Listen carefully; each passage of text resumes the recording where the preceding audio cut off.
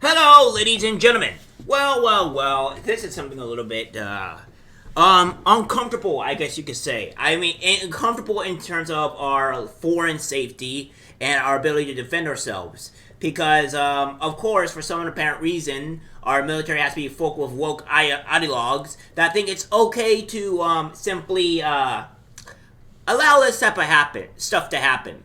I've been saying for quite a few months now that the military is no longer to what it should be. We are weak. We are pretty much going to get destroyed in every single regard because we train men horribly, and then what have you. So this is not necessarily good at all. And what I mean by this is that the Navy's Dylan Mulvaney moment. Drag performer Harpy Daniels is Navy's new digital ambassador in bid to boost recruitment that's set to fall short by 8,000.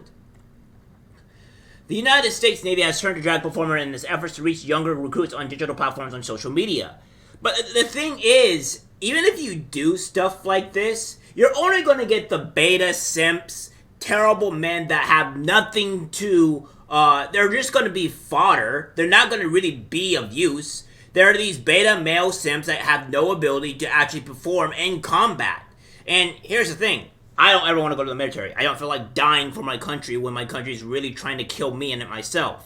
My best way of survival is to maybe survive the incoming attack or invade, and then maybe we'll go off with that. Because either way, I'm going to die regardless because our country will be taken over by a foreign entity because our country doesn't know how to defend itself. So either way, I'm dead. So I might as well try to defend either myself or my family and friends rather than go die for a country that wants to burn me to the ground.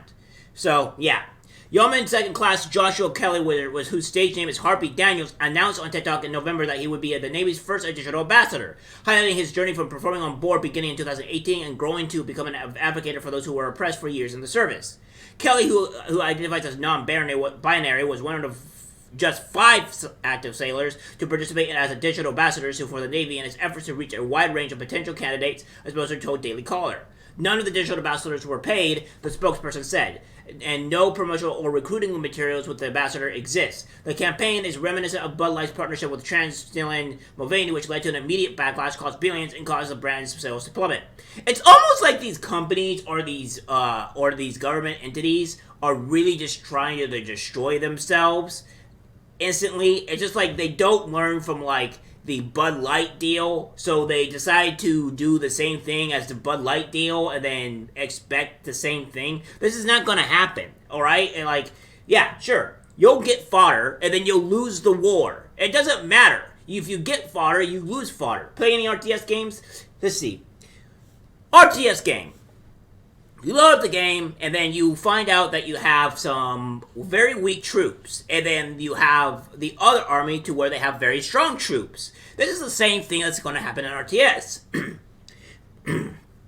If you have very, very weak troops, the stronger and more elite troops are going to smash and destroy the weak troops. So it doesn't matter if you have a whole bunch of weaker troops, they're still going to destroy you entirely. Maybe they should probably play a little bit of RTS games and maybe realize this, because, just because you are woke does not mean you are better. In this case, it usually means that you're weaker. The Navy's Digital Ambassador Program has now ended, running from October 2022 through March 2023, and officials are now working to assess its effectiveness. But authorities say the Navy is still expected to fall 8,000 short of its recruitment goals for the year. Yeah, I expect that to happen even more now. I expect the opposite. I'll probably expect more people to maybe quit the military over this than actually want to be a part of it. So, I think you're going to have a pretty negative gain here. Kelly said he began dressing in drag and performing in shows years before he joined the Navy, drawing on inspiration from the Queens on RuPaul's Drag Race, which he started watching that at the age of 16. So it was already being, pretty much indoctrinated and, pretty much, what you would say, confused at that time as well. So good job on that, government. Yeah, good indoctrination. Good camps. And he then first started conferring on ships after our ascension MWR, MWR, a link-seeking contest in 2017, while deployed on the USS Ronald Reagan and became a regular in the competitions, according to NBC News. Must be a huge disgrace to Ronald Reagan. Yikes. The officer insists he never experienced harassment in the Navy, but when he was scheduled to perform at a diversity, equity, and inclusion event at Langley Joint Air Force Base, December 22, it's caused an uproar to many conservatives and Christian extremists. I'm an advocate for the LGBTQ plus community, and being able to do drag is not just for me, but a tribute to many service members who were kicked out, harassed, bullied, or worse, are being openly gay during Don't Ask, Don't Tell. He told the USS Constitution Museum in an interview referencing the Bush-era policy that discouraged military members from disclosing their sexual orientation. I think it was, I think this comes down to normal. I don't think most people care if you're gay or not, but it does leave kind of some type of concern in the back of a guy's mind that, don't try to make a hit on him or something like that. So there's that indicator, but I don't think that really matters. As long as you're performing up to task, you're doing your job effectively, I don't see to where this is a problem. And I also know that certain levels of this radicalization, and BS is not reaching certain parts of the actual military. There are certain parts of the military that's untouched, unwavered from this type of stuff. So yeah, but of course, that doesn't help that faction or that unit to be affected by the actual policies that the military, above all, has to put into place that weakens every man. So you have that.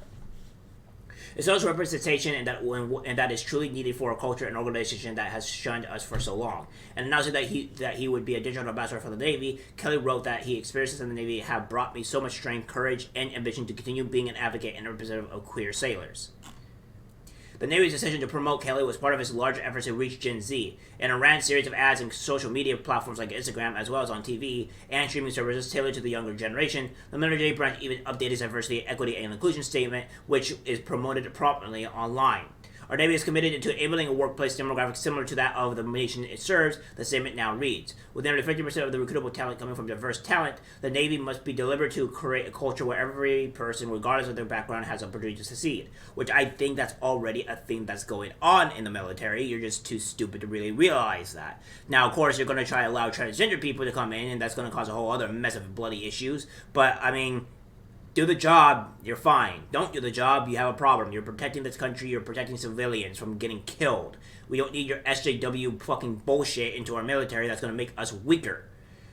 Writing for the USNAI General and General Lieutenant Ian Clark and PO Third Class Kyle Dixon said an effort is indeed being made to connect recruiting to the interests of concerns of Gen Z. But only 2% of the youth population both meets the requirements to join the Navy and are open to serving. A spokesperson for ad agency news as the Navy boosts its size to 347,000 officers and enlisted sailors in 2024, up from 341,000 sailors. So yeah, that's what's going on here. I'm not going to read the rest of this because you kind of just have this, but I will do this.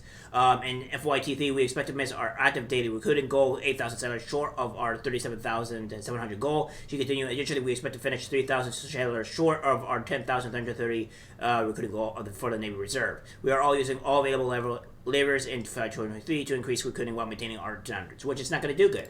And we also have this here. Army opens its doors to recruits who fail to meet initial body fat and academic standards amid recruiting crisis. So, I mean, they have to do this because, it's not doing well. And this is leading to what I'm talking about here with the whole military thing. The reason why you're opening its doors to these and weakening our essential combat is because nobody really likes the government right now. Nobody likes it where it's heading. They don't feel like there's a country to defend, and we are posting this SJW type of bullshit, which is the majority.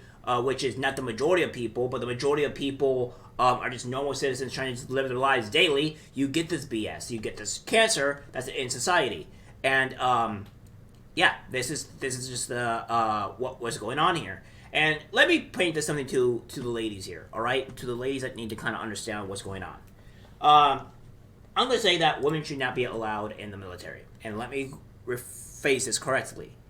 Women should not be in the military when it comes down to boots on the ground. The reason why I say this is because they have lowered the actual training standards and requirements to reach a specific level for them to be able to do so, and they can't do half of the things that the men can do, and on top of that, they can not even do the requirements that is actually suggested of them to do in the military.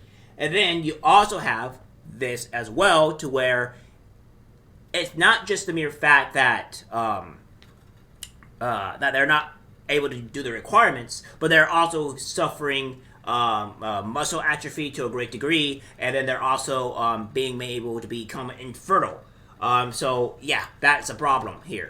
So what I'll probably do is this. I'll probably show the actual TikTok answer of what's going on, and then the actual where women are becoming infertile in the military and all that other stuff. So take a look.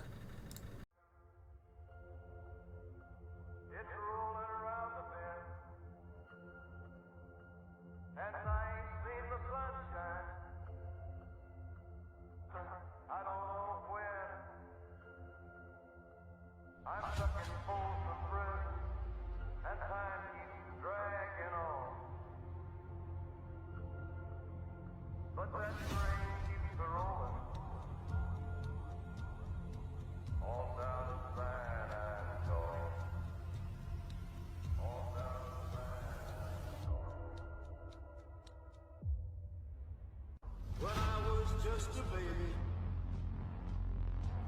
my mama told me, son, always be a good boy. Don't ever play with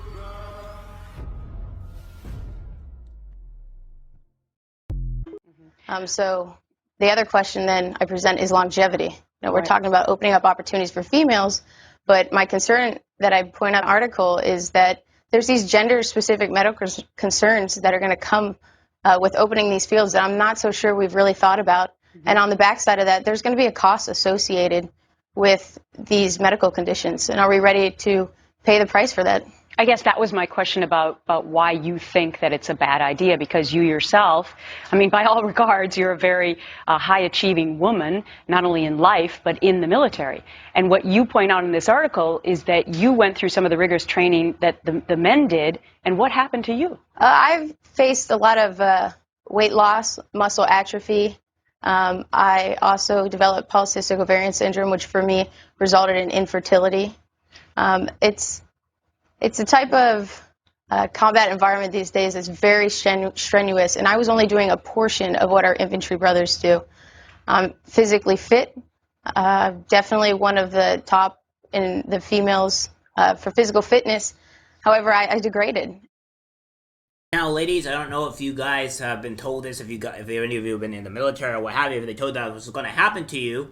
But that's just the case. That's what's going to happen to you, possibly, that you would suffer these consequences. Now, it's obviously up to you to whether you accept them, but I don't think women should be able to join the boots on the ground when they can't meet the standards, and it's only to their detriment, not to their benefit. Alright guys, that's the video. Like, subscribe, share. As always, take care.